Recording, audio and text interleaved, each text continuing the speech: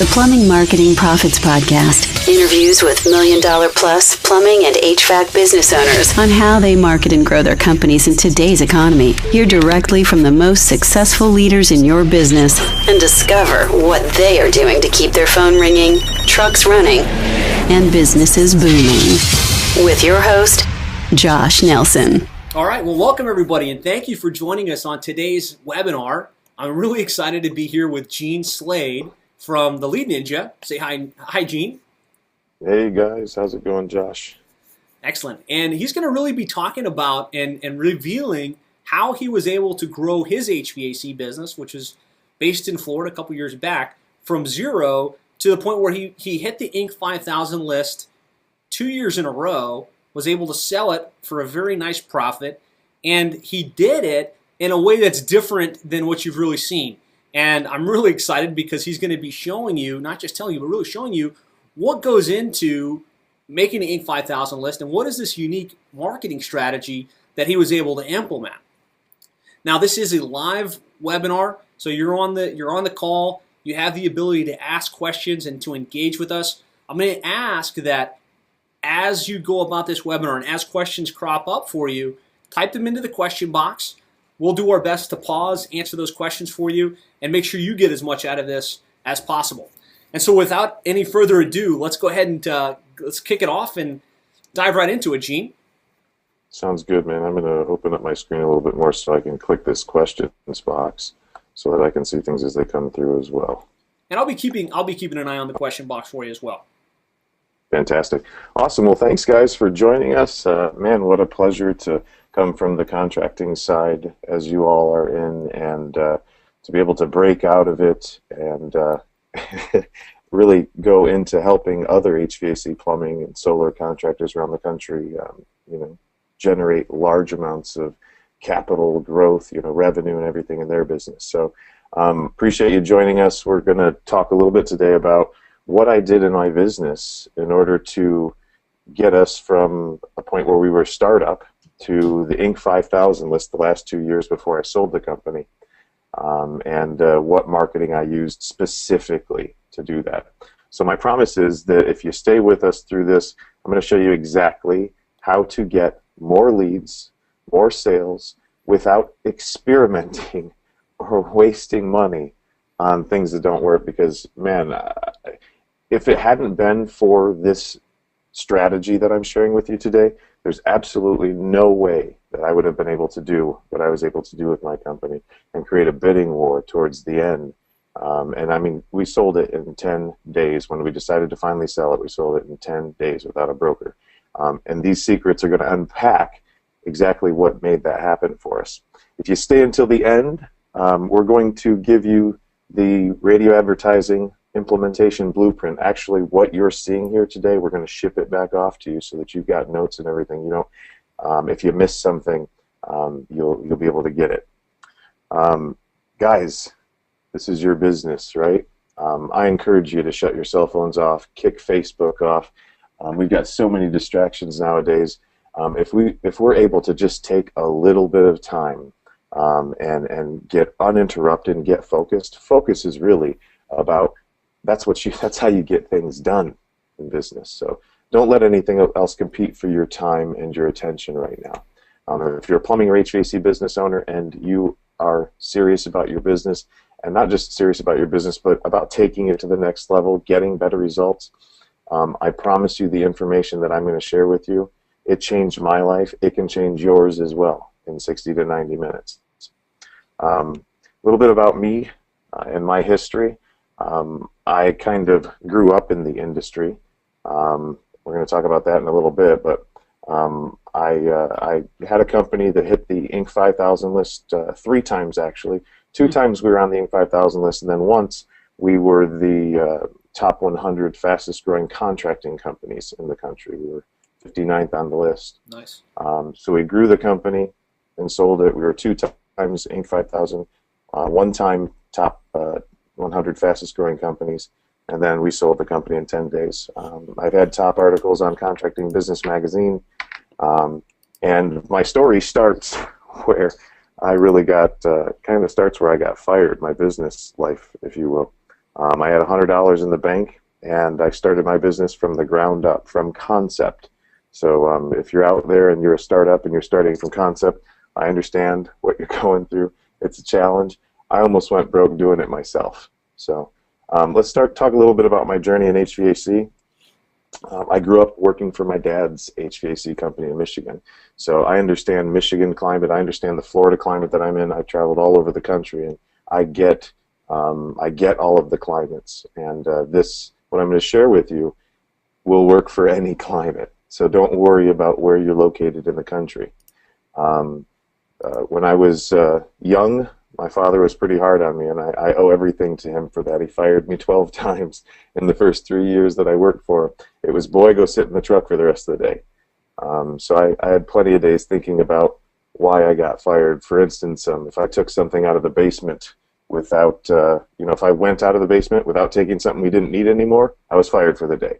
So my dad was tough. He taught me things that I needed to know. By 14 years old, believe it or not, I had enough competence to lead an installation. So towards the end of my 14th year in life, he got me a driver/helper, and we went out on the road, and I separated from him, and I was our first crew, if you will, other than my father.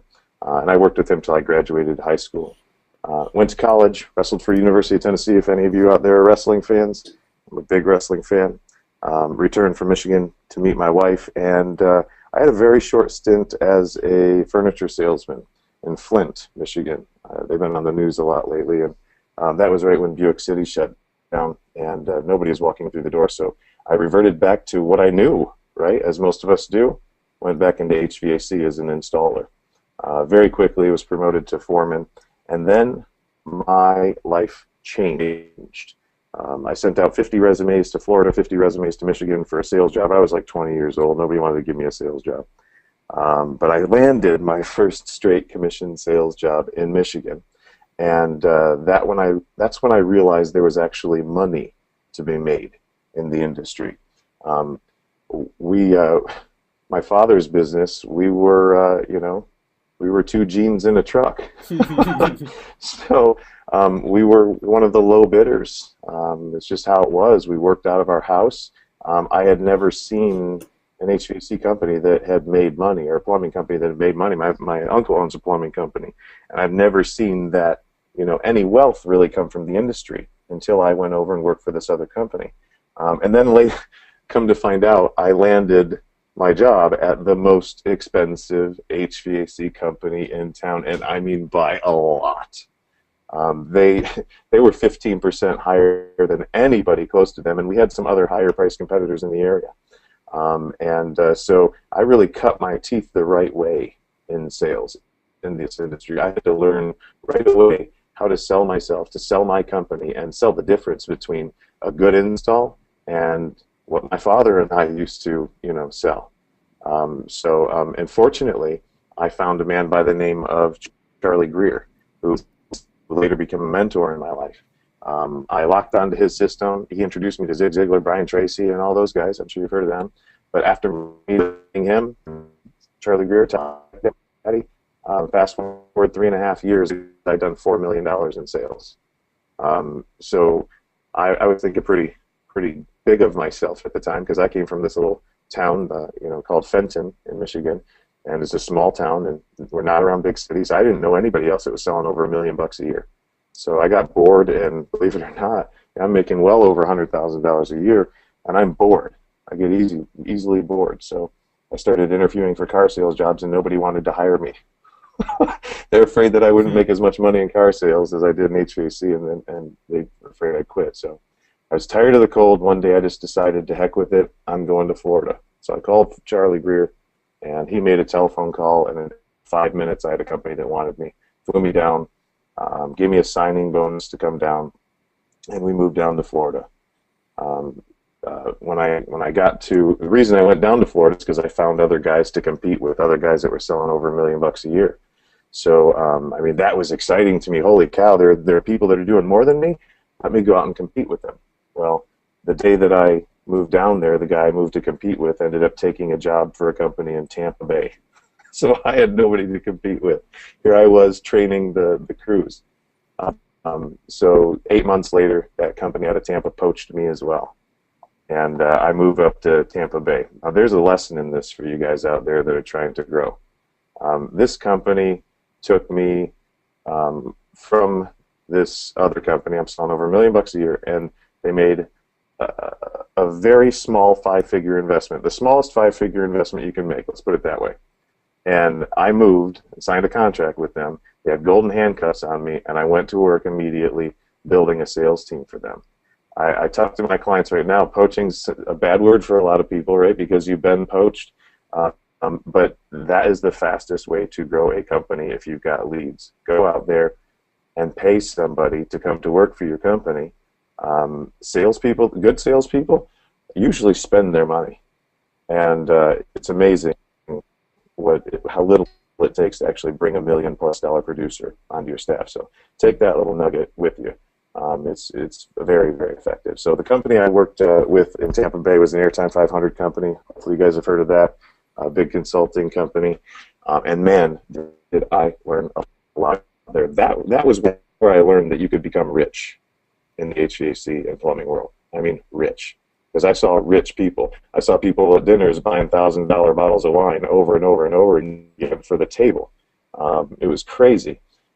So I ended up going there as a sales trainer, became the director of sales a year later, and then a year and a half after that became the general manager. During that time, I was responsible for helping the business grow from $1.5 million to $8 million over a 3.5-year period of time, and I trained on a daily basis between 12 to 42 technicians every single morning. So I was hustling it. I mean, 60, 70, 80 hours a week. A lot of you out there feel me. You know what I'm talking about. Along this time, I told the owners that I was considering starting my own business, and I gave them a timeline. And I was very, very clear about my timeline. It was going to be at least a year and a half before I started my business. And I decided to go take the contracting exam, the test, without the books or anything, just to go see what was on it. And I did not plan on passing the test. So I go to the testing facility, I sit down all day, I take this test, and lo and behold, I accidentally passed this test. I passed the contractor's exam, I passed the law, I passed it all. And I walk out of there stunned, just can't believe it. Well, imagine my dismay when 2-3 weeks later the boss finds out that I passed my exam. I don't know how he did because I didn't have my license. But next thing you know, bam, I'm fired. I'm out on my butt. And I told him, listen, guys, I'm not ready to start my business. I've been paying off all my bills. I don't have any money in the bank. And on top of that, I just had a 5-week-old baby boy. I just signed a new lease. I was planning on staying there and helping them continue to build this company. And on top of that, my wife had just had major surgery with the baby. I had a non-compete that was a 50-mile non-compete. I mean, I'm like, holy cow, my world is rocked. And I don't know what to do. I don't want to go to work for another HVAC company because, you know, we just built this from $1.5 million to $8 million in 3.5 years. And frankly, I'd learned a lot of great stuff in the meantime, and I didn't want to have to start over retraining another contractor who was a year and, you know, $1 million, $2 million guy. It might sound arrogant, but I was like, just too much work. And I said, you know, if I'm going to do that for somebody else, I might as well just buckle down and figure out how to do this myself. And fortunately, I had been doing a radio show for the company that I was with, a 1-hour-long radio show where I'd get on with somebody else and me, and we would just BS about air conditioning for, you know, an hour or so. But throughout that time, I started to develop tactics, strategies, things that would work that would help to get the phone to ring. So I started pulling in, you know, 10, 12 customers a week with this show, and they were happy as a pig in poop. I mean, they're excited. Not only are we branding now, but we've got a call to action. We're bringing in leads. So that's what I had been doing the 2 years prior. So now I'm fired. I got $100 between 4 bank accounts. This is no joke. $100 between 4 bank accounts. I'm paying off all my bills, right? Every week that comes in, I'm feeling so good. Salespeople don't save that money, right? That's what you're saying. No, oh no. I'm driving home. I got a 20-minute drive home, and I'm trying to decide what am I going to tell my wife. So I walk through the door, and there's my beautiful wife nursing my newborn son. And I looked at her, and I said, "We're moving to Fort Myers." And she said, "What?" I said, "We're moving back to Fort Myers." I said, "I was fired." And she said, "How could they do that to you?" She says, "We've got a baby. We just signed a 12-month lease. We're planning on being here." And I said, "Babe, it doesn't matter. They said my services are no longer needed. I couldn't convince them to keep me. I showed them that I found $100. And they said, we're just not going to take the risk." So I said, "We're all in." And she looked at me. Within 2 seconds, she said, "Okay." And I think it was that okay when I said, we're all in. I think that's really what gave me the last bit of confidence I needed to go out there and do what I had to do. So I said to my wife, "Honey, I need you to go online, apply for as many credit cards as you can get. I'm going to do the same thing, and I'm going to go down to the dealership right now and buy 2 trucks before the banks realize that I don't have a job." Nice. So I figured I could get enough money on credit cards to hopefully live for the next month or 2 or 3 until I got my license, because getting your license is not necessarily easy if you don't have a professional do it. I found that out the hard way. I went 3 months almost without any money coming in, and so I lived on credit cards. But there is a little moral here. When I committed, I took massive action. And if any of you out there follow Grant Cardone's, some of you like him, some of you don't, I'm sure, but they talk about massive action, taking massive action in your business. Taking massive action is what you're going to have an opportunity to do today, tomorrow, the next day, every day that you get up, and that's going to be the difference between you rising to the top or staying with the rest of the people and just complaining about things for the rest of your life. So let's talk about the odds. My odds, I had 3 things that were going in my favor. Number 1, I had great credit, right? Because I was paying off all my debt. That was why I didn't have any money. I was a sales trainer. I knew that I could train salespeople and that I was a good salesman. And I was a radio show talk host, a talk show radio host. I knew how to make the telephone ring.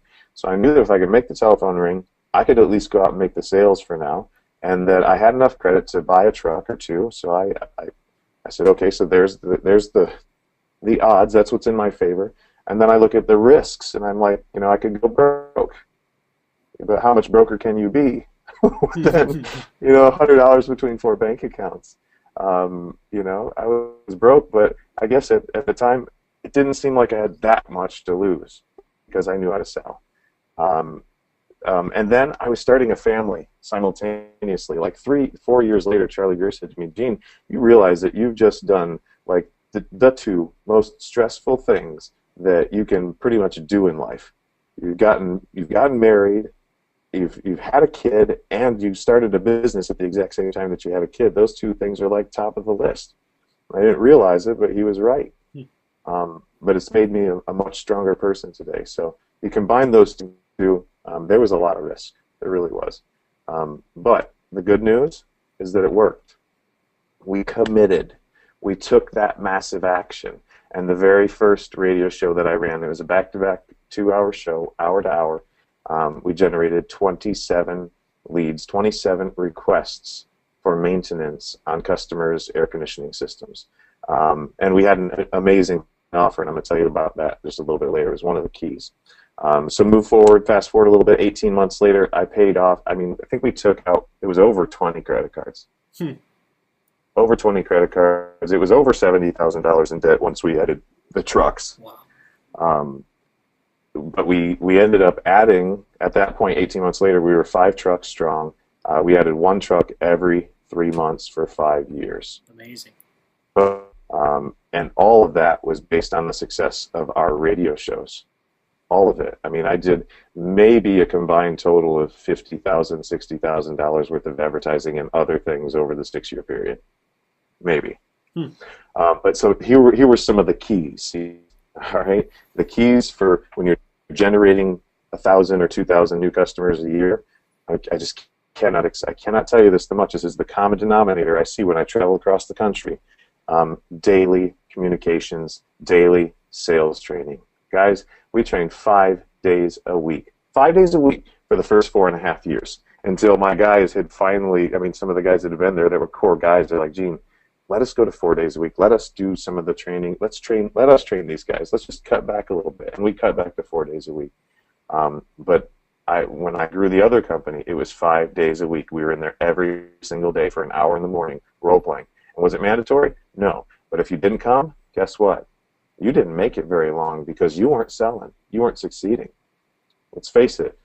Guys that turn wrenches don't typically have the sales technique, the sales knowledge, the sales acumen that they need to. So I knew that I needed to constantly be training these guys on what to say, and we would role play, and they had pre-planned presentations that they would have to role play in front of the room, word for word. I mean, this is the boiler room. You know, we're nice to you and everything in the boiler room, but there's nerves, serious nerves. So, but you get over that so quickly, and my guys ended up being bulletproof before long. Throughout the time that I was in business, I spent $1.3 million of my own money on these radio shows, on these radio spots, and it led to over $15 million in revenue while we were in business. Not too shabby. No, it was, and here's the ticket. Here's what people don't know. Over 12 million of that was UV lights and capacitors and hard starts and surge protectors and stuff. We didn't even sell air conditioners for the first 2 years I was in business. Didn't even sell air conditioners. And the last year, we only did $1 million in replacements. So that's all service revenue, guys. I mean, all service revenue. And you know it's higher GP. And if we had tried, man, if we had ever tried to sell equipment, we just sold equipment as a necessity whenever it broke. We never had a company that went out and really chased the replacement. So I know that a lot of you guys are out there just shaking your heads on that one. So look, at the end of the day, if you end up implementing some of the things that I'm going to show you, you're going to have more leads, guys. You're going to have more sales than you could ever want. You're not going to have to worry about not having enough leads or experimenting or wasting money on things that don't work. I mean, just think about what would it be like if I didn't have to worry about the weather, if I didn't have to worry about, is it going to get hot enough? Is it going to get cold enough? Will we have snow? Am I going to have service calls? Am I going to be able to pay the bills? Forget all that. What I'm going to show you works every single week. All right? It's consistent. Doesn't matter what the weather's doing. When I get on the radio and I give my spiel, my pitch, the phones ring. My business was weatherproof. Absolutely amazing. I couldn't have done it without this.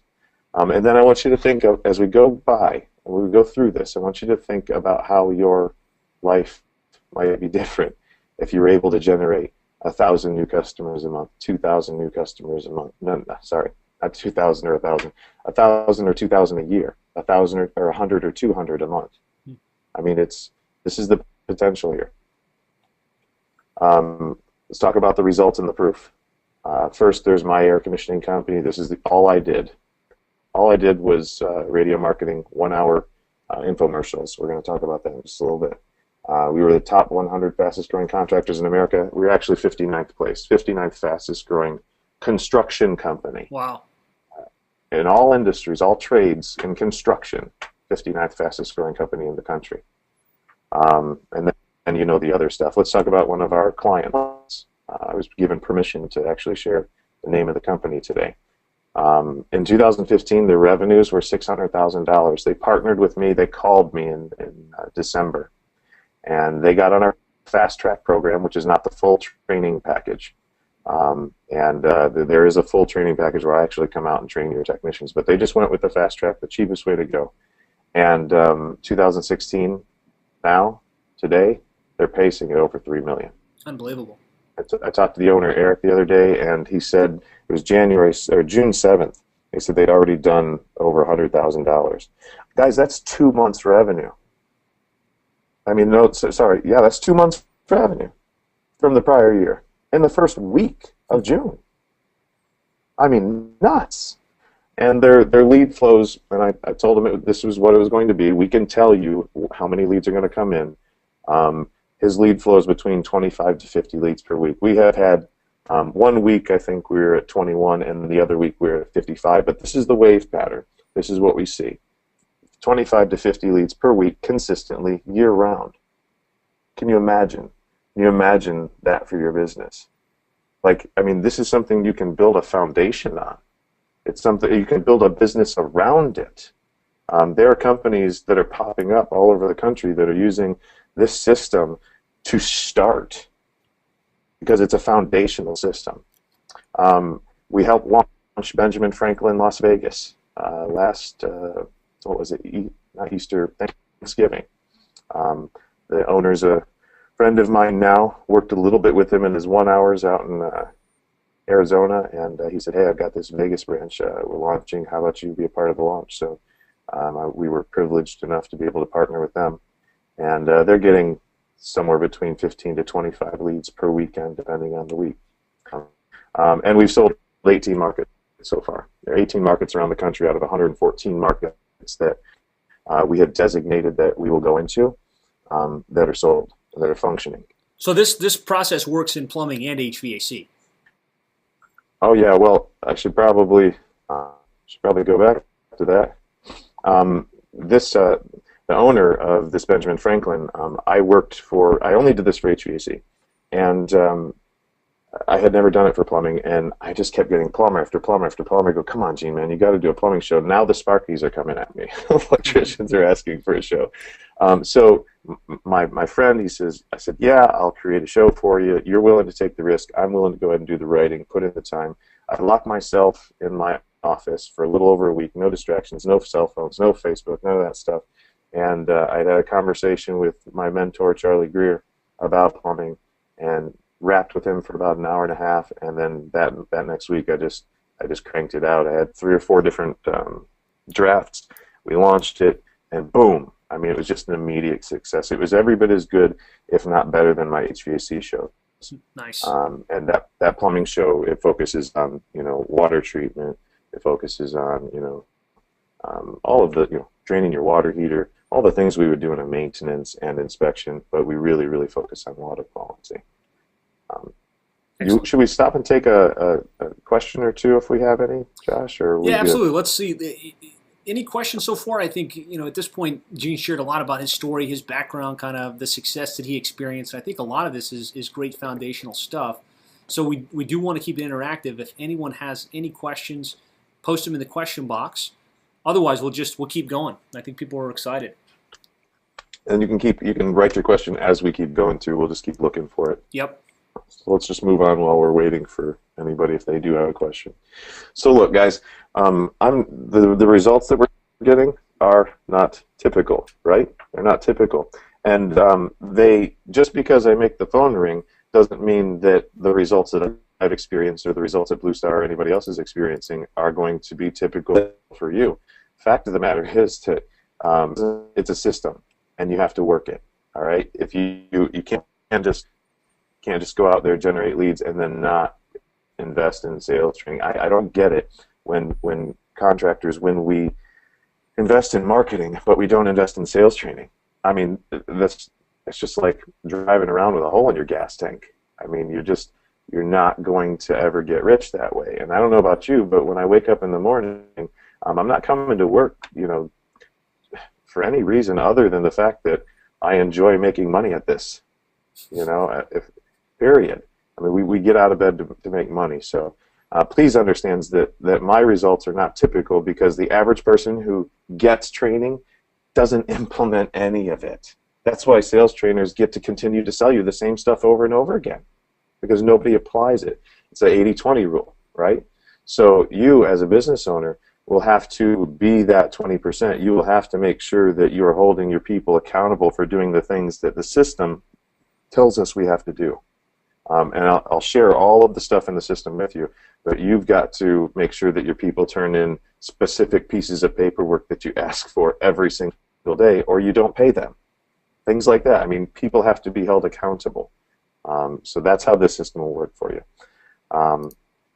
So most people get 0 results, but I'm going to show you what's been working for me, what has worked for me.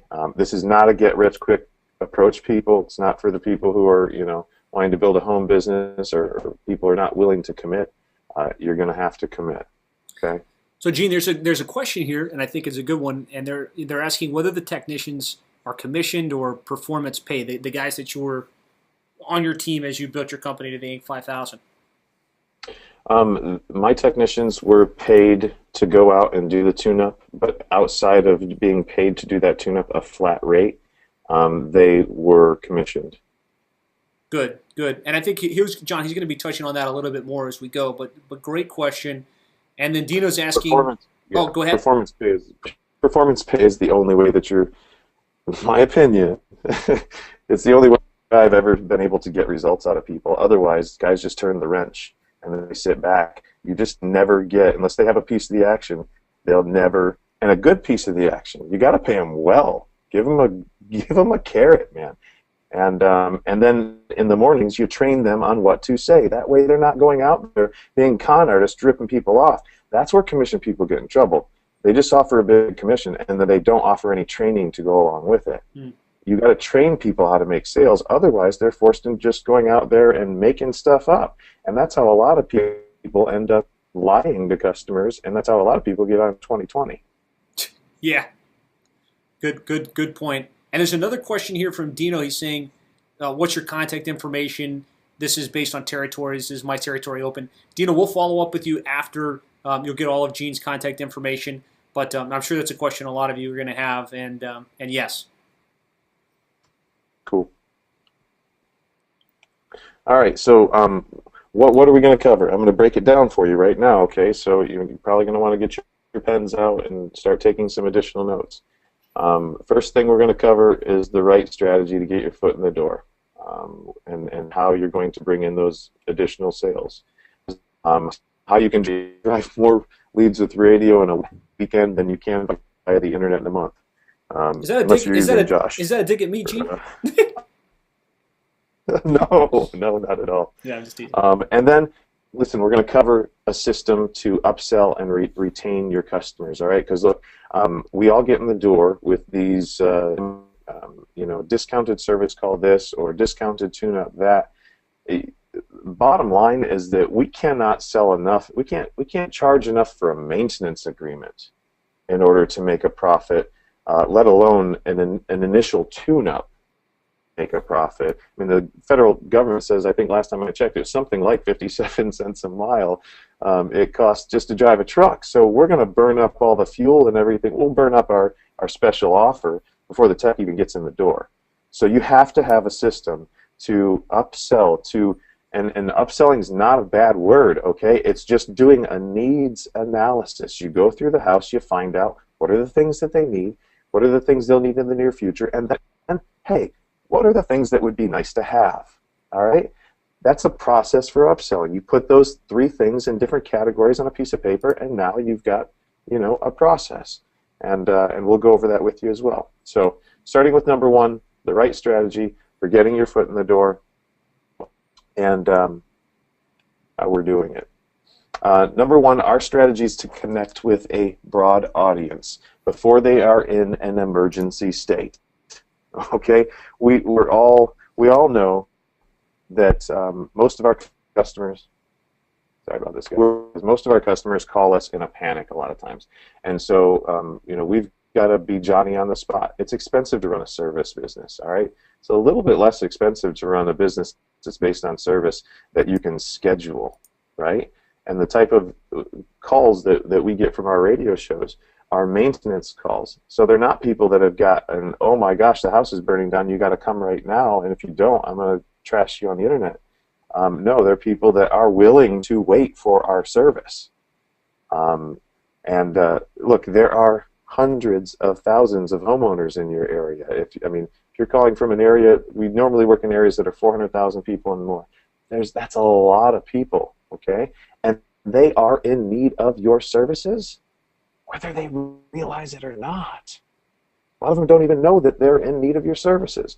And you can create that demand. You can get your foot in the door a lot faster and more consistently than waiting for them to look you up online. But you've got to get a message out there in front of them. So we utilize AM talk radio to do this. Right? Forgive me here. Bam. So the reason we use AM talk radio mostly, and we use some other forms of radio, is that those listeners are habitual. They come back over and over and over again. Okay? And when we use radio, we can stimulate interest in our services without it being an emergency. Now, guys, I'm not talking about 30 or 60-second spots. I'm talking about a 1 hour long spot. We're going to talk a little bit more about the 1 hour long spot, but it's either 30 or 60 minutes where we've got uninterrupted airtime, where we can tell a story, where we can paint a picture for the customer. All right? We can paint a picture of in their mind. And for HVAC, a lot of times we're talking about indoor air quality. We're talking about stimulating some sort of pain that they don't even know that they have, through getting them educated on what can grow in their system, maybe, about duct leakage and the negative effects on their health as far as that's concerned, and how it makes them, pay more money on energy bills. So we're talking about some education here. But we focus a lot on the indoor air quality because, again, it's a hot button for people. It makes them move. It makes them pick up the phone. And then on the plumbing maintenance water side, we're talking about maintenance, property damage. What happens when you've got those rubber hoses behind your washing machine and you come home and they're doing the happy dance and you're flooded out? We talk about what a technician should do on a maintenance while we're out there. So we paint this picture of what they should be getting, and most of the time from their existing service company, if they have one, they're not getting all this stuff from them. They're not getting somebody spending 75 to 90 minutes out there really combing through their system, making a list, being thorough. Okay. So once we have made the offer, we'll talk a little bit more about making the offer later. We want to make an irresistible offer. All right. We used to do a $189 maintenance for $29.95. That was like our staple go-to. $189 maintenance, $29.95. People loved it. But I got to back up just a little bit and let you know, when I started my business, the first 18 months, I did them for free. You say you must be crazy going out there and doing them for free. Well, my average ticket was $1,032 without selling equipment. Think about that. Go out for free. They just want something for free, right? Remember that next time your technicians say that it was a bad lead, right? It's all them, dude. It is all about what these people owed me nothing when I got there. Not a thing. And they'd all look at me, this is free, right? Oh yeah, it's free. You don't have to do anything you don't want to do. I'm going to make a list of what's right with your system. If I find anything that's, should cause you any challenges in the future, you want me to share that with you? Yeah, absolutely. Bam, I'm off to the races. $1,032 at 65 to 70% gross margins. You do the math. Okay? So you have to have that process to upsell the customer once you're in the home, and upselling is not a bad thing. It is helping them get what they need and what they want. All right? As long as you're doing it the right way, as long as you're doing it ethically. And I'm gonna come back to this one, guys. You have got to train your technicians. You got to role play in the mornings. You got to do it. You don't have a choice. Just do it. And using this strategy, you can literally create customers out of thin air. Customers that had no desire to have a HVAC or plumbing contractor come out to their house yesterday, listening to this program, and they're like, man, this guy sounds like he knows what he's talking about. I should probably give them a call. Absolutely amazing. And then we have people that listen for 2 years before they call. They tune in every single week. Absolutely crazy. I've been listening to you guys for 2 years. What do you think that call's like when the technician goes out? You think there's some trust built? Just think about it. Just think about that trust. What if they only listen for 2 weeks? What if they only listen to one show? They call because there's trust built up there, guys. So this show, it tears down the walls that us as contractors a lot of times have got to hurdle in order to get new business through the door. All right. So I thought what was really cool about Secret One, Gene, is it kind of represents a paradigm shift from just saying, okay, we're going to wait for the AC to break or wait for the plumbing to break and get those people to call us, to let's insert ourselves and create demand and position a problem in the mind of our customers' eyes so that they say, oh man, wait, what this guy's talking about, I might have that issue with my water. I might have that issue with my HVAC system. Yeah. And generate calls out of thin air instead of waiting for them to be in an emergency state. What you said, I thought that was a powerful insight from Secret One. Any questions on this, guys? The whole concept of creating a foot in the door as opposed to just waiting for the customer to have an urgent need. A lot of people talk about educating the customer. I hate that word. I hate the word educating. I prefer what my mentor says, and that's you have to enlighten them, right? Educating seems to me like talking at a customer, but I enlighten them through education by asking them questions. Did you know this? Did you know that? And they don't turn me off like Charlie Brown's teacher. You know what I mean? Nice. Should we move on? Yeah, let's dive into the next section. Secret number 2, guys, you can actually drive more leads with radio in a weekend than you can via the internet in a month. It really, really, truly is a fact. Most plumbing and HVAC business owners, like myself, before this, they think that radio is extremely expensive and it won't drive an ROI. And guys, I've got to tell you, you're right in 99% of the instances. You remember earlier I said I almost went broke as an HVAC contractor. It was because of a bad radio deal. I'm doing so great, doing my block programs, doing these radio shows, and then I get sold by my radio advertiser a $30,000 package for 30 and 60-second spots. They're telling me this is going to kick butt too, right? That was for a 3-month campaign, 30 grand, 10 grand a month. I mean, I'm already making money. I'm like, heck, radio's working. Boy, did I run into a brick wall on that one. I mean, I got slaughtered. I barely made it out with my shirt. And at a point, I had to tell the radio company, they didn't want to give me any more airtime. I said, I can't pay you off unless you give me more airtime. I had to buy another show just to pay off that horrible, miserable investment. So if you've used 30 or 60-second spots, I get it, right? I get free radio spots. I get free 15, 30-second infomercials or 30 to 15-second commercials when I buy my infomercials. So all the stuff that everybody else is out there paying for, I buy something different, and I negotiate some of those in for free. And I do actually make some of those perform, but nothing like what my radio infomercials do. So, look, guys, if you're out there, you're skeptical about radio, I get it. I've been there, done that. I got my butt handed to me too. No need for us to all dwell on it anymore. Let's move past it and show you something that actually works. 60-minute infomercials. Could be 30, but most of them are 60s. It is a way to generate instant results. The very first time that I get on the radio, doesn't matter what city it is, doesn't matter where it is, the very first time I get on radio, the very first time I give the telephone number out, we get calls because I'm using a proven script. And then think about this. I've got one city that got 55 new customers in 54 minutes. 54-minute radio show. Think about that efficiency for a minute. Just think about it. 55. I mean, if to get 55 calls, don't you usually have to wait all week or all month to do that? And then your CSR, whoever it is, they're pounding out data entry stuff, and then the phone rings, and they've got to switch into CSR, super salesperson mode, and book that appointment because all they saw was the number on a card, and now they want you to do some explaining. When describe your service. I've already described the service when they're calling in, and most of the time I'm limiting the offer, so they're racing to the phone, trying to be one of the first 5 or 6 or 7 people that actually get the offer that I'm giving out. Think about how efficient that is to be able to get all your calls right now. Now, it creates a staffing problem, right? But there are problems to every solution. And there's not one that we ran into that we weren't able to get past. But think about that, 55 customers in 54 minutes. Did you ever think that was even possible?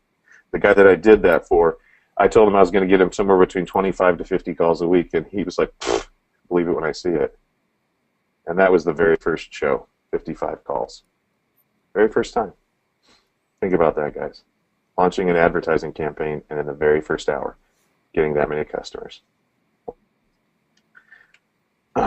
These radio programs, the difference between the 60 and the 30-second spots is that they give us an opportunity to create or establish a need that didn't currently exist, and then drive that need, continue to pound it. You can't do that in a 60-second spot. You got a limited amount of time. You're talking like the Micro Machine Man to try to get your message out. Right, on a 60-minute spot, I can afford some silence. I can afford to make a point and then let it sink in for a customer. You get it? Types of stations that we use. Number one in my book is conservative talk radio. Think about it. The Rush Limbaugh stations, the Glenn Becks, the Sean Hannity's. That's a loyal listening and a loyal following. And think about those people. What do you think about conservative people now? If you're liberal, it's fine, but think about what I'm saying here. Conservative talk radio typically draws people with more money, right? We want that middle to upper income, 35 to 65, middle to upper income, and that's what we're targeting there with conservative talk radio. Sports radio, country works well, and Christian talk also works for this type of advertising. And then you've got to figure out, listen, here's part of the secret, figuring out what to say. You want to talk about maintenance. You want to talk about how to make it last longer, right? You want to talk about saving them money by avoiding replacements and avoiding having a coil go out on them, or some of the things that, if a starter goes out or a contactor goes out, that can take out a compressor. You could talk about that. You could talk about inspecting heat exchangers. You want to talk about common pitfalls. The fact that it's not nice, but the fact of the matter is that number one and number two trades being taught in the prisons today, and have been taught for quite a while now. I mean, it's plumbing and air conditioning. So why not shine a light on that? Some people have got mixed opinions about it, but I'll tell you what, it makes the phone ring, regardless of what you think about it. Talk about indoor air quality concerns. Talk about molds, okay? Talk about allergens. Talk about what they do to the body.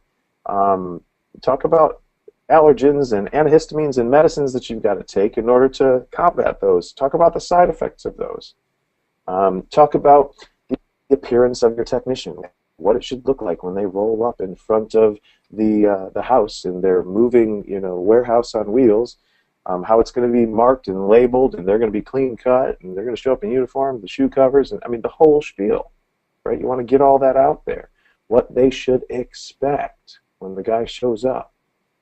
Let them know that you're going to park in the street, not in the driveway. You're going to start the call off just by respecting their property and respecting them. And then have certain times throughout the show where you stop and you give them an opportunity to become a member of the family. Let them know they can go out and play yellow page roulette if they want, but to try to find all the things that you've been promising them on the air. But if they want to save a little bit of time and save some money, they can call right now. So that's the guts, if you will, of Secrets 2. But it also includes some of the other steps. How do you buy the media, right? How do you negotiate good rates and stuff? And really the only thing I can tell people on this is to ask for the discount. When they give you a number, if they ask you for a budget, tell them there is no budget right now. We haven't even formed a budget. We're just looking to figure out what it's going to cost us to get online, and we'll be able to make a decision very quickly. And ask for a discount, and then ask for another one, and then ask for another one after that. Just keep asking for discounts until you get enough practice under your belt, enough time goes by to where you know what you should pay for a 1-hour slot in in your area. For me, I know what I should pay for a 1-hour slot in a city that's got 700,000 people. It's just I've got a formula in my head. I know based on experience. And so they're always going to kind of highball you, right? No matter what they say, you got to continue to beat them up till you get to a price that makes sense. Yeah, I overpaid for way too much radio in the first 2 or 3 years of my career. Overpaid big. I mean, to a point where when I finished, I was literally, now there were some things with the economy and everything that went. It's something that I haven't mentioned is that I started all this the moment that the economy crashed. I mean, seven months into my business was when we had the big crash, and this strategy launched me through the entire recession. Nice. We grew every single day through the recession, every day. So I forgot to mention that. But as far as negotiating is concerned, once you've learned the dance with the radio stations, get yourself a buyer, and then you can have the buyer handle a lot of the back and forth for you if you want. But understand that that's going to cost you 10 to 15% on top of, whatever it is the radio station gives them. And that's just industry standard. Sometimes it helps to have those guys, though. You don't have to be the bad guy. And then look, get ready, because once the time is set, once you've got your script and everything down, once you are, you've practiced it and everything, and you go on air, be ready for the calls that come in. When my shows run, I let people know exactly how many people they want to have manning the telephone that day. And then you also want to make sure that you record everything that comes in from that telephone number. You want to have a resource where you can go back and listen to those recordings, because what happens, I mean, if I give out a number in Dallas, I could get 10 telephone calls right now, instantly, right now. Think about that. You've got to have a strategy to handle all those calls. Get on and off the phone in 30 seconds. If the phone's still ringing, get on and off. My guy at the studio used to just take my name, their name, their city, and their telephone number. Name, city, telephone number, and then I would go back to my office after my show, and I would pound the phones for 6 to 7 hours, and I would call them. Here's another key: call them 6 to 7 times that first day, once an hour on anything that gets missed, anything that doesn't get booked. Call them. Eventually, I promise you, they might get annoyed, but they'll pick up that phone. They're just ignoring you for right now. You have to be persistent. 78% of salespeople don't even follow up. I mean, it's insane. Your first 48 hours after you get the telephone call determines your destiny, determines the destiny of your business.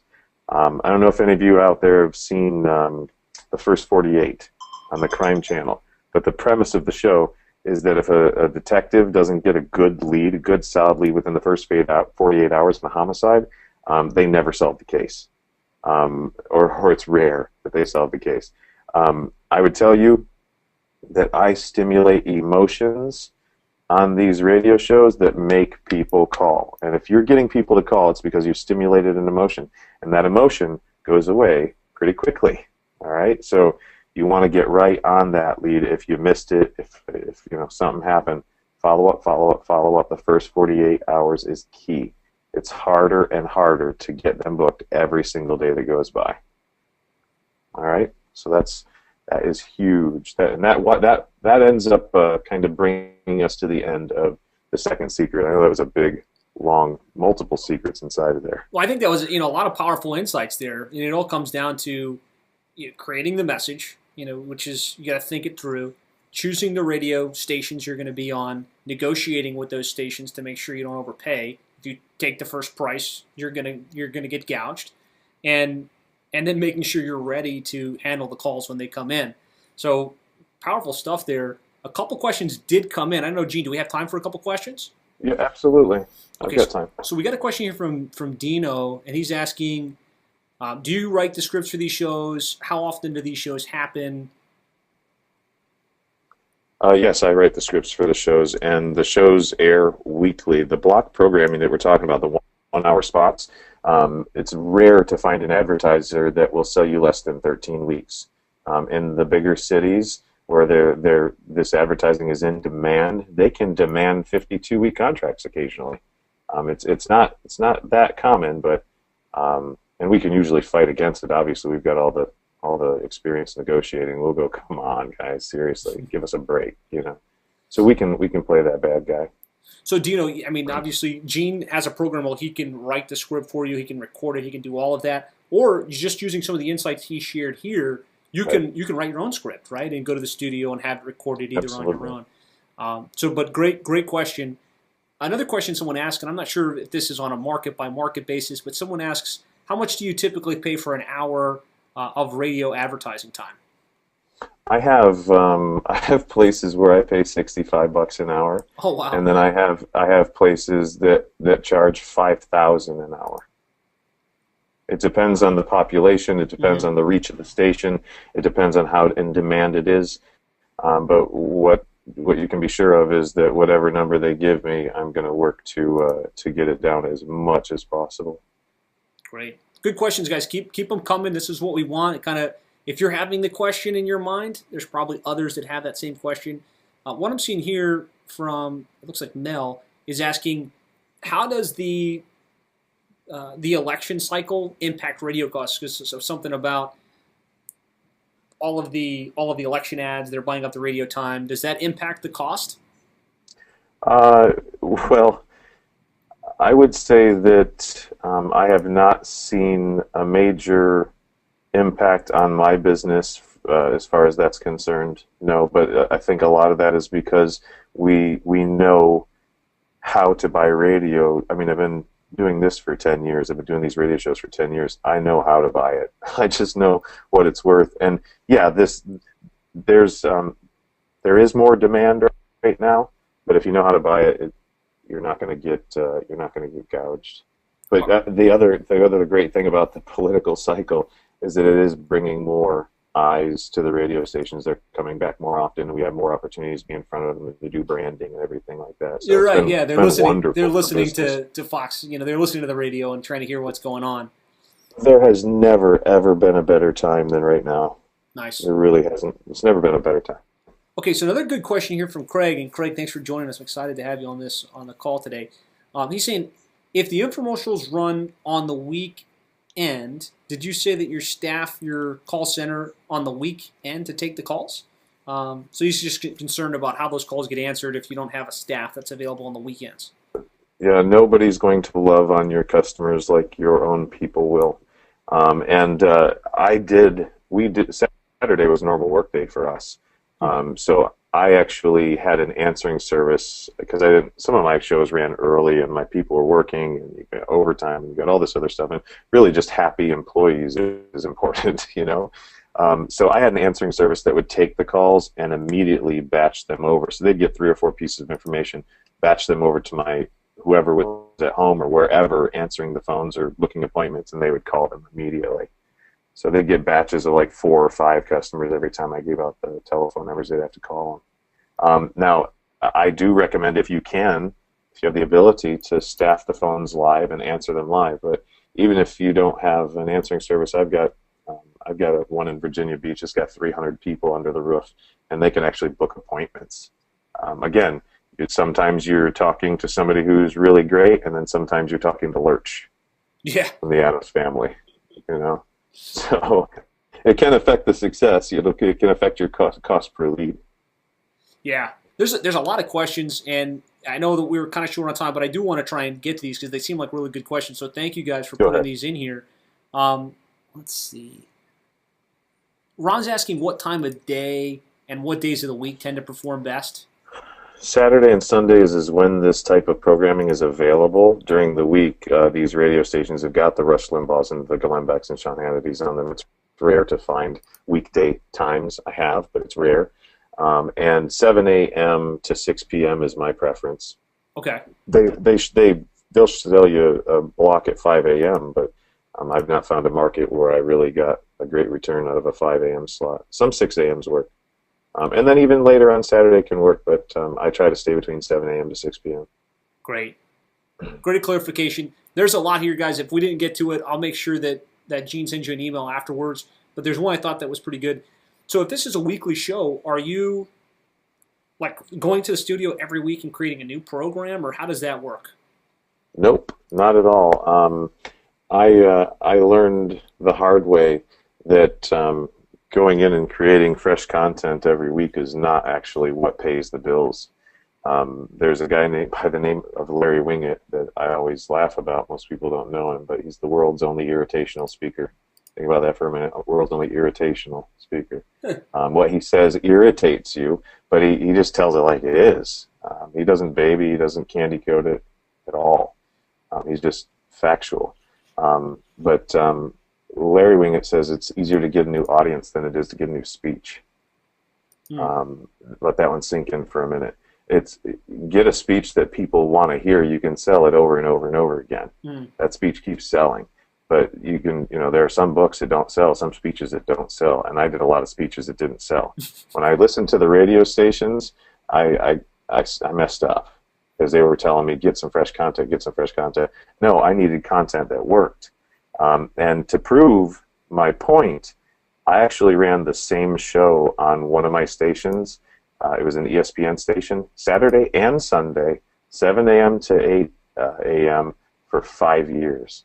I ran the same show every single time for 5 years. It's 500 times I ran that show. Wow. And it produced every single weekend. I couldn't believe it. And it was a patched together show, believe it or not, because I patched the telephone numbers into it, and you could clearly tell it was a different recording. That's great but clarification. I was so blown out. I was just so blown away by it, I didn't want to change it. If it works, and so guys, you don't have to reinvent the wheel. You don't have to recreate the radio program every time.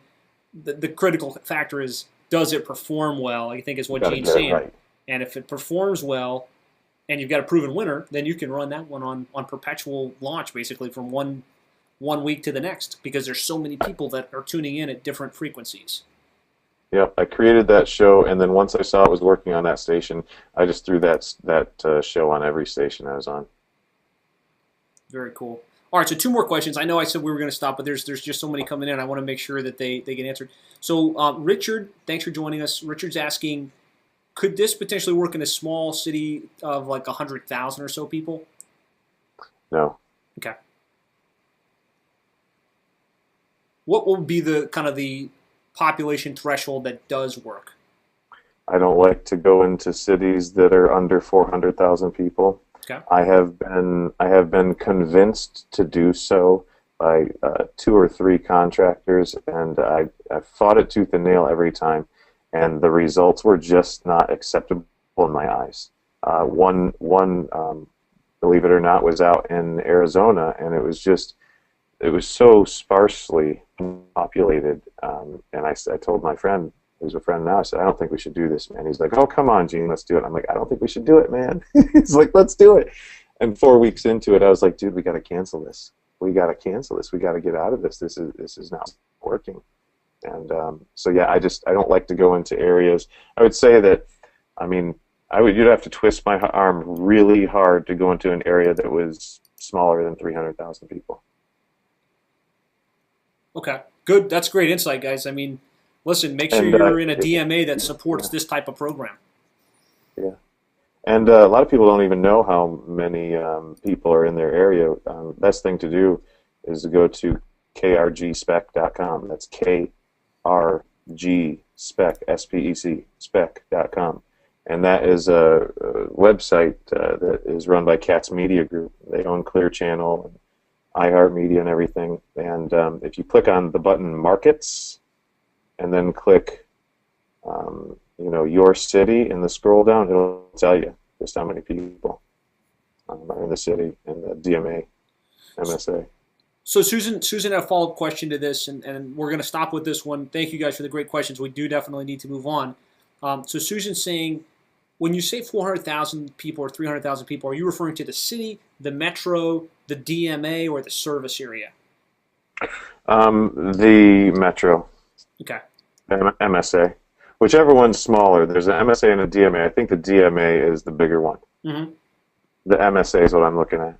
Okay, good. Great questions, guys. I really appreciate your interaction. I'm glad you're asking questions because it's helping everybody. But we definitely need to move on. We'll make sure we leave time at the end to answer any other questions that we haven't addressed yet.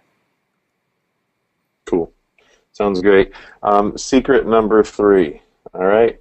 You've got to have a system, guys, to upsell and retain the customer. We've talked about this before. And you've got to have a maintenance agreement program. I don't get it when somebody hires me to generate 1,000 or 2,000 new customers a year, and they don't have a maintenance agreement program. I just don't get it. You want to lock those people back in for 2 more appointments so that you don't have to pay them, to come out again, essentially. You're going to have to pay to market that customer again. It's just insanity. Let's talk about how we get service calls and everything on not service calls, but maintenance agreements almost every time. My guys with my service agreement program, we're closing consistently between 70 to 80% of these customers on maintenance agreements. But it was mandatory. This doesn't say this. I'm going to say the word mandatory, but it was mandatory for my technicians to make a what we called a paper towel close on every single call. It was just a lined sheet of paper that had 3 things on it. The first thing were the things that were mandatory for the customer to do. If we had a capacitor that was below par, in our eyes, that was mandatory that they take care of that. Service maintenance agreements, in our eyes, were mandatory. That went on our mandatory list. If they had a contactor that was burnt and pitted, that was a mandatory thing. Anything that was going to fail on them, possibly before we got on that next visit, or anything that was a major health concern, ended up in the mandatory field. So that's the first category. Right underneath that, we would do things that are going to need to be done in the near future, and then underneath that, we would list all the stuff that would just be nice to have, the creature comforts, the health stuff. It might be a HEPA filtration system. But what we're doing here is giving the customer something to say no to. All right, they're gonna buy the mandatory stuff. Hopefully, they get some of the stuff that they're gonna need in the future just to get it out of the way. And then you'd be surprised if you don't quote it, you don't get it, guys. If you don't share with the customer, you don't get it. I can't tell you how many times I made a $10,000 list, and they're like, "You take credit cards?" And there's not even an air conditioner on there. I'm like, heck yeah, we take credit cards.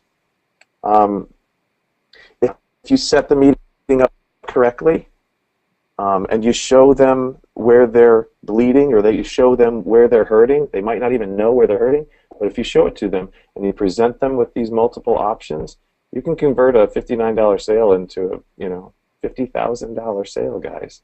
I had one sale that converted to $123,651. Think about that, 123 grand. That pays for some radio advertising. Yeah, it will, won't it? Absolutely nuts. And you convert one-time buyers into multiple buyers, and you get referrals from it too. So you've got to have a system to upsell and retain your customers. You got to use maintenance agreements. As far as maintenance agreements are concerned, look, you can't charge enough for an agreement to be profitable. So get over the price of the maintenance agreement.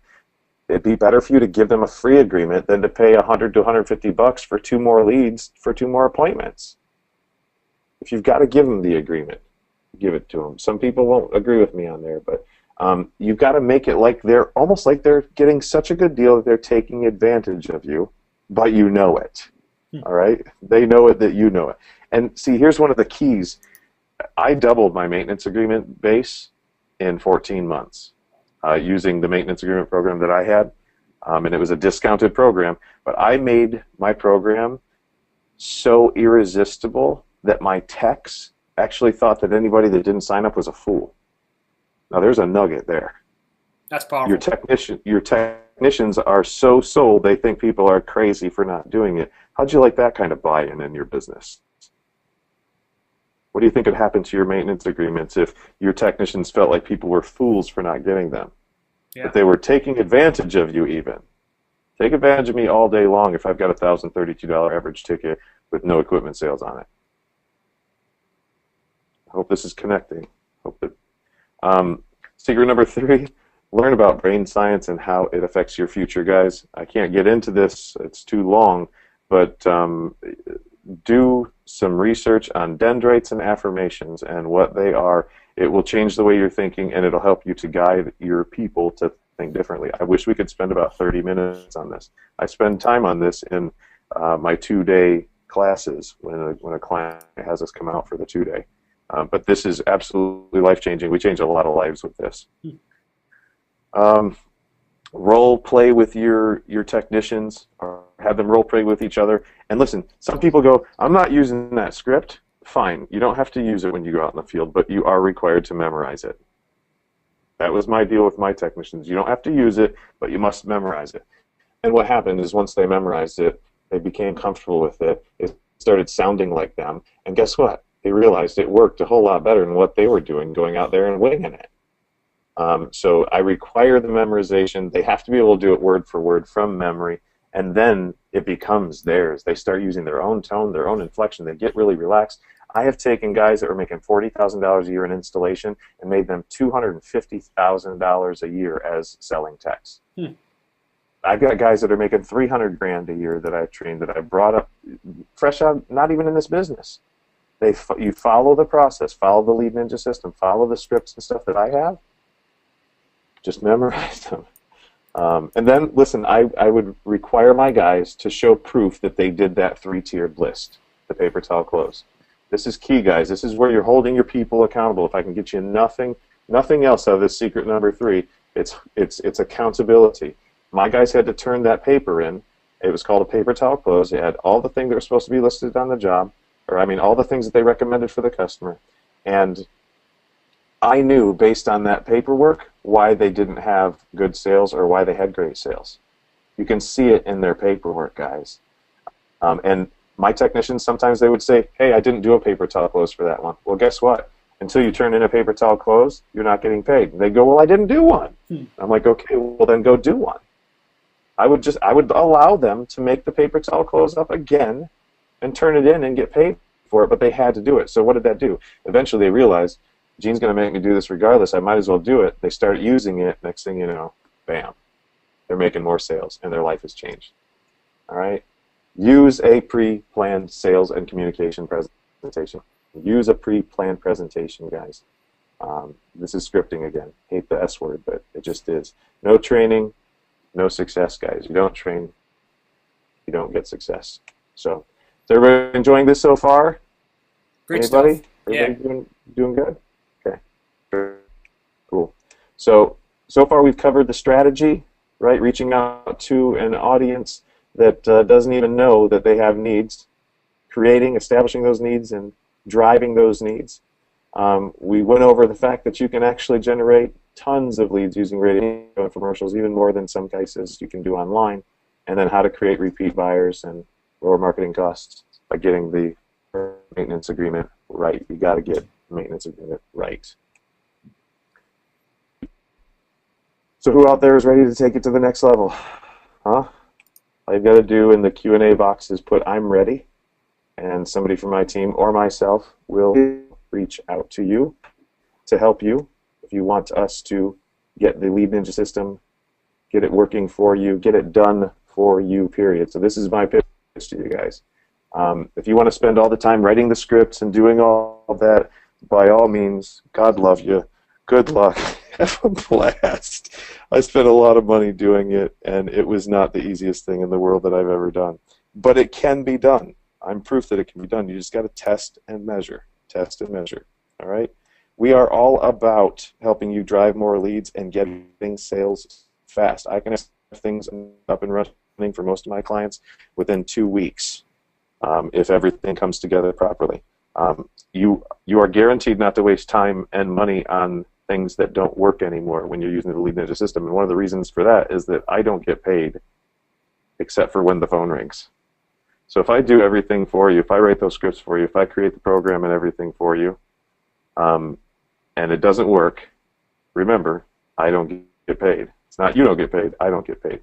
So what we do at Lead Ninja is we write the radio program for you, we record the program for you, we edit it for you, we select the radio stations, we hand you our proven system in a little package, a pretty little package, along with the big picture strategy. We give you the sales training that is working for technicians all over the country. It's all written out for you. I've got it in 2 forms written. One is short, one is long.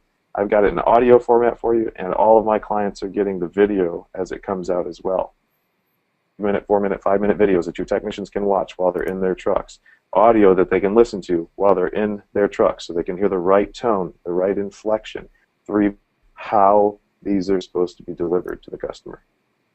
We track all the results for our customers through our recorded software systems. You just get a login and password, and you can see everything in real time. You can check the calls, listen to the calls, listen to how your CSRs are doing from anywhere in the world, any device in the world.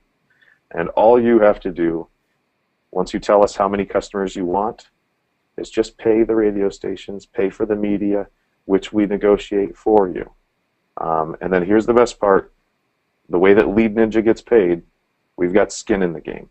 I remember people asking me for $100,000, $200,000 a year for marketing. I'd sit in these people's offices and I'd go, okay, you want me to spend $200,000 a year with you? What if it don't work, right? What if it don't work? That's all of our questions as contractors. What if it don't work? And they just kind of turned their head side, they tilted their head a little bit to the left, shrugged their shoulders, and they didn't really have anything to say to me. I decided when I started this business, I knew the system worked. I was going to have skin in the game with my clients. So after a small initial investment to get the production and everything handled for you, I only charge you if and when the phone rings. Think of that. Think of an advertiser putting their money where their mouth is. Has anybody ever said to you, I'm going to put my money where my mouth is. If the phone doesn't ring, you don't have to pay me. Well, that's what I'm telling you today. You don't have to pay me unless the phone rings. That's my deal. That's my deal, Josh. It's a pretty powerful offer, and it's really, if you're in the right size market, if you're the kind of company that's looking for growth and looking to take things to the next level, I think it's a no-brainer. A lot of you guys posted your names in here. I'm ready. That's awesome. I'll make sure that Gene and his team reach out to you right away. We had a little bit of a snafu with the request for appointments prior to the meeting. So if you could, you can go to leadninjasystem.com/contact us. I'm also going to put a link here as an answer to all of you guys, where if you go to this page, you can request an appointment with Gene. For those of you who stuck around, we're gonna. All you've got to do is let us know, and we'll send you this slide presentation in PDF format so that you can use it as your blueprint. So was this great stuff or what? I mean, Gene has opened the kimono. He really built his HVAC company from the ground up to making the Inc. 5000 list in less than 6 years, sold it for a nice profit, and he's basically showed you his strategy, which is different than probably what you've been exposed to in the past. It's something completely different. He's implemented this for plumbing companies. He's implemented this for HVAC companies. Again, it's not a great fit for everybody and in every market, but if you are the right fit, this, to me, seems like a no-brainer to look into and to check out. So I hope you got value from today's session. I really appreciate you guys investing your time. Gene and I, our true intent is to provide value, to give you ideas and strategies, and really empower you to increase your sales, grow your revenues, take your company to the next level. So hopefully you guys see that. And we do want to stick around for other questions. So if you have other questions for us, post them in the question box. Gene and I will hang out as long as necessary to make sure everybody's taken care of. Thanks for tuning in, guys. I really appreciate all your time. And best of luck in your businesses. So Let me know if I can help you. Mel has a question, and it's what percentage of the training is focused on sales and what percentage is focused on marketing? The training that I provide? Yep. It is sales. Okay. It's all sales. It's all about how to answer the phones, book the calls, and then this is the extent of the marketing training that I provide. All right, so Jason's saying send us the slides. Absolutely. All of you guys that were on, you're going to get eventually, it takes a little bit of time to get it all exported, but we'll get you guys a recording of the presentation so you can listen to it again. You're going to get the radio advertising blueprint since you stuck around throughout the course of the presentation, as well as the replay of the recording. So Bryce, thanks Gene, thanks Josh. Our team appreciates the presentation. Thanks Scott, really appreciate it. Frank's asking for the presentation. We'll get this to you. Rob says, not ready, but wants to watch the program again. Absolutely. Rob will make sure to get this out to you. Bryce asking for a call right away. We'll make sure that you're one of the first people that get called. Mel's got it. Tim wants the slides. Okay, so here's a specific question, and for those of you guys that are still on, stick around. There's probably some golden nuggets to be had in these last couple minutes. But Don's asking, what if your primary service a narrow area close to your shop, and would you wind up receiving calls outside your area? Yes. Mm-hmm. Yeah, we can't control where the radio signals go. All we can do is pick weaker signals. The weaker the signals, the worse the results. So you do have to be able to reach out and touch people with this. You've got to be willing to drive a little bit. Yep. So it's kind of a different strategy than maybe some of you have done in the past. Again, with a different strategy comes different tactics and maybe some different ways of running your operation. So that those it's are all not focused. It's not focused geographically, but it is focused demographically. Okay. If that makes sense. So Dalton's saying, I'm interested in showing other people in the company that would definitely be open to this. Can I be sent the recording? Absolutely. We'll make sure you get the recording. Tim, we'll make sure you get called. Let's see, Brad. Yes, Brad, we will get you the slide deck ASAP. And we're still open for questions, so if you have any other questions.